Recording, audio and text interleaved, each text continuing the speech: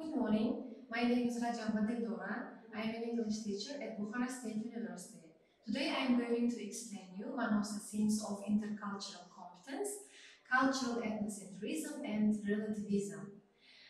You are going to learn some information about what is cultural ethnocentrism, what is cultural relativism, and after this session you may analyze who you are, whether you are a cultural ethnocentric person or you are a cultural relativist person.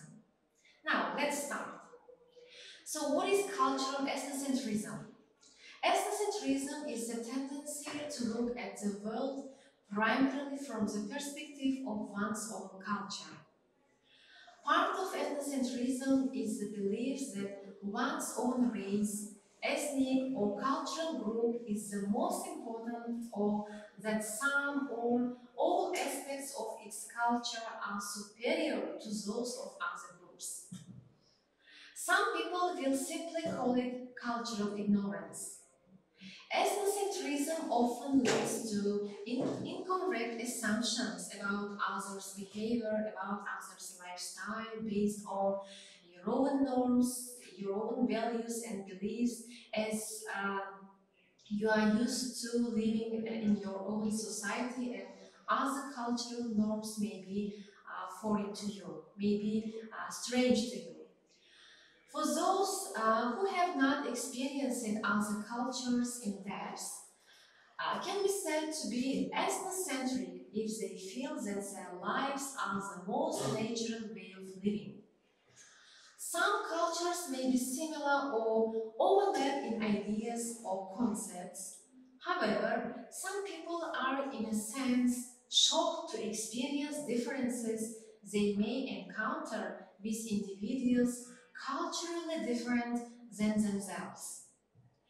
In extreme cases, a group of individuals may see another cultural way of life and consider it wrong.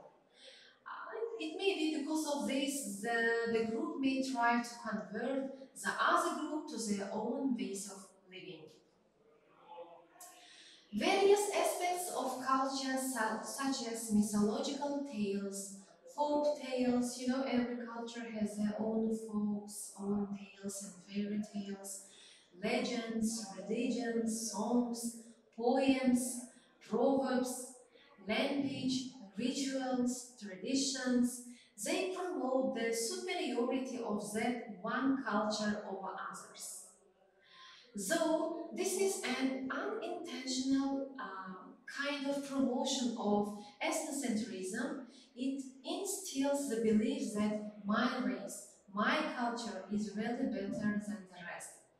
In so many ways, in most of us, especially during childhood or teenage times.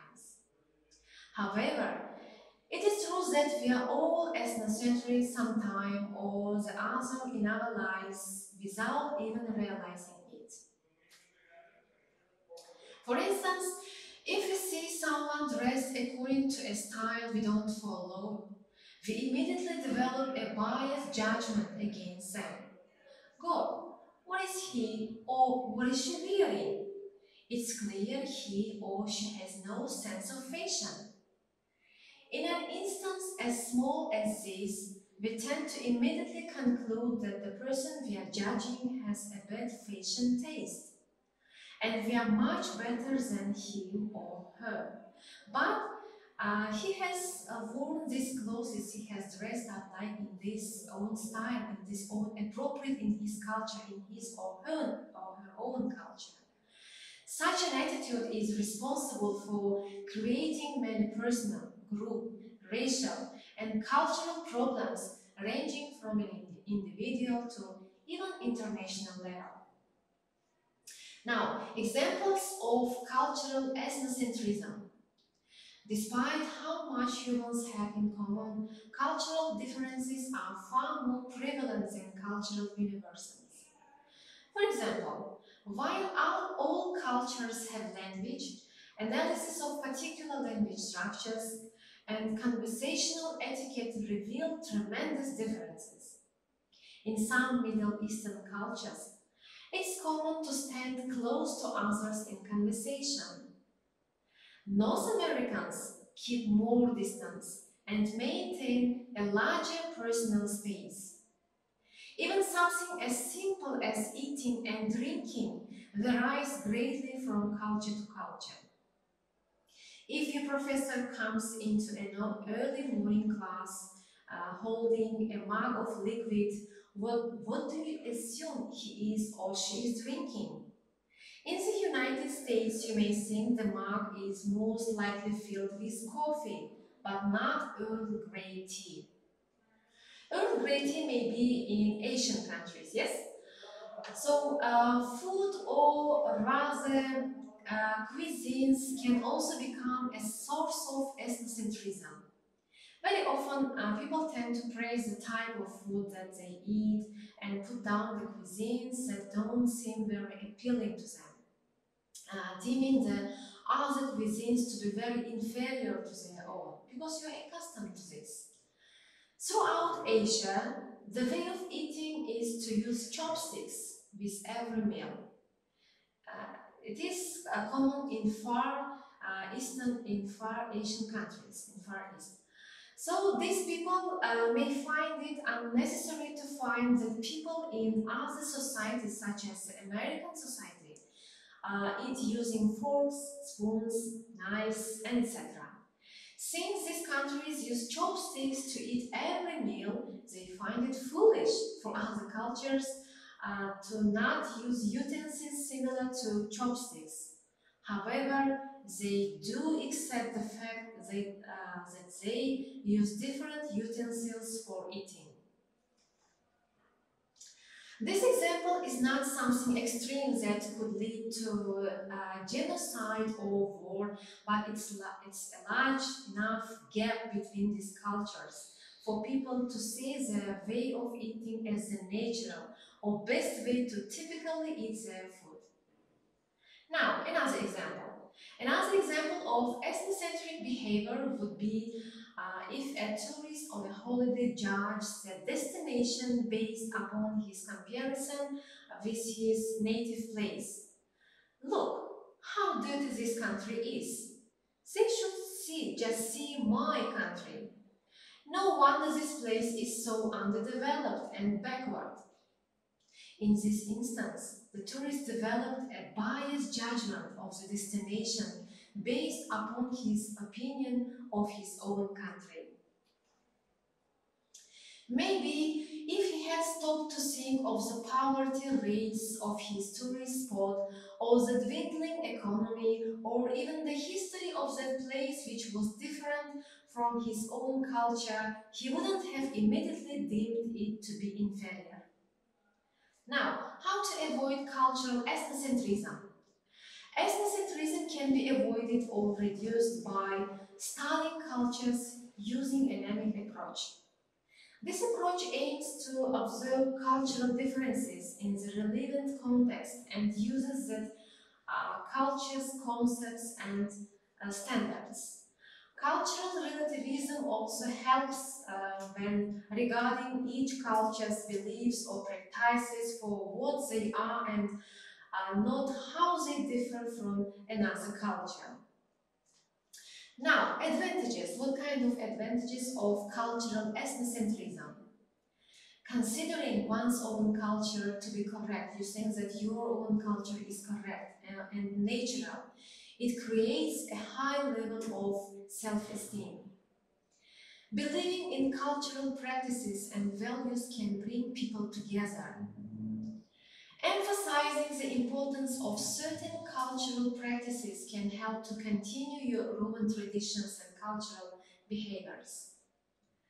Ethnocentrism can allow the positive aspects of a culture to be spread globally. And ethnocentrism can be useful for drawing cross-cultural comparisons. Now, disadvantages of cultural ethnocentrism. Believing one's own culture is correct encourages misinformation and generalizations. You can come to in false assumptions, and you may come to such kind of conclusions that other culture traditions is wrong. Ethnocentrism on a more extreme scale can uphold racist or discriminatory practices. Upholding the sanctity of one's own culture may hinder societal progress. And ethnocentrism may prevent mutual cooperation and assimilation between cultures. Now, what is cultural relativism?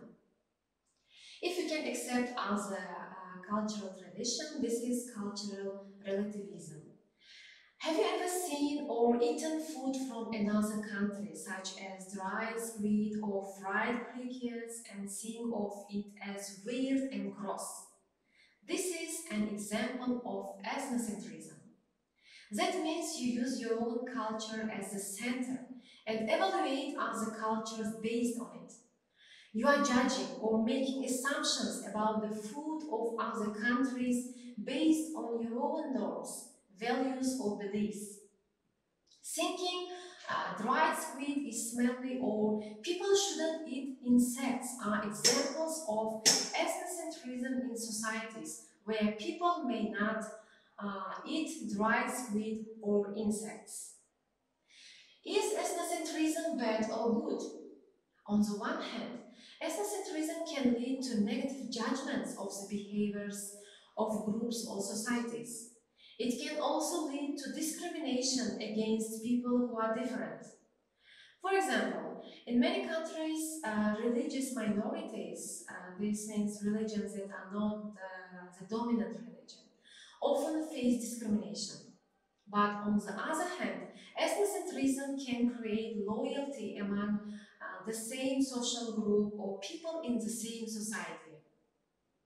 For example, during the World Cup or Olympics, you may tend to root for your own country and believe that the players or teams representing your country are much better. National pride is also part of ethnocentrism. To avoid judging the cultural practices of groups that are different to yours, we can use the cultural relativism approach. Cultural relativism refers to not judging a culture to our own standards of what is right or wrong, strange or normal. Instead, we should try to understand cultural practices of other groups in its own cultural context. For example, instead of thinking fried crickets are disgusting, one should instead ask, why do some cultures eat fried insects? You may learn that fried crickets or grasshoppers are full of protein. Cultural relativism is the ability to understand a culture on its own terms and not to make judgments using the standards of one's own culture. The goal of this is promote understanding of cultural practices that are not typically part of one's own culture. Using the perspective of cultural relativism leads to the views that no one culture is superior than another culture when compared to systems of morality, law, politics, and etc. It is a concept that cultural norms and values derive their meaning within a specific social context. This is also based on the idea that there is no absolute standard of good or evil. Therefore, every decision and judgment on what is right and wrong is individually decided in each society. The concept of cultural relativism also means that any opinion on ethics is subject to the perspective of each person within their particular culture. Overall, there is no right or wrong ethical system. In a holistic understanding of the term cultural relativism, it tries to promote the understanding of cultural practices that are unfamiliar to other cultures, such as eating insects. Cultural relativism has several different elements, and there is some disagreement as to what claims are true and pertinent to cultural relativism and which are not. Some claims include that different societies have different moral codes. There is no objective standard that can be used to judge one societal code as better than The moral code of one's own society has no special status, but it is merely one among many. There is no universal truth in ethics, meaning that there are no moral truths that hold for all peoples at all times. The moral code of a society determines what is right and wrong within that society. That is, if the moral code of a society says that a certain action is right, then that action is right, at least within that society, and it is arrogant for people to attempt to judge the conduct of other people. Instead, researchers should adopt an attitude of tolerance towards the practices of other cultures. Cultural relativism does not merely relate to morality and ethics. Cultural relativism, for example, explains why certain cultures eat different foods at different meals. For example, traditional breakfast in the United States is markedly different from breakfast in Japan or Colombia. While one may consist of scrambled eggs and pancakes, and the other rice and soup or white cheese on a corn, cultural relativists seek to understand that these differences not in terms of any perceived superiority or inferiority, but in its description. Now, conclusion. Ethnocentrism can often lead to incorrect assumptions about others' behavior based on one's own norms, values, and beliefs. Cultural relativism, meanwhile, is principled on regarding and valuing the practices of a culture from the point of view of that culture and to avoid making judgments stemming from one's own assumptions. Now I think you have clear information about what is cultural ethnocentrism and what is cultural relativism. After this session I think you have analyzed who you are, whether you are a cultural ethnocentric person or cultural relativistic person. Thank you for your attention. Goodbye.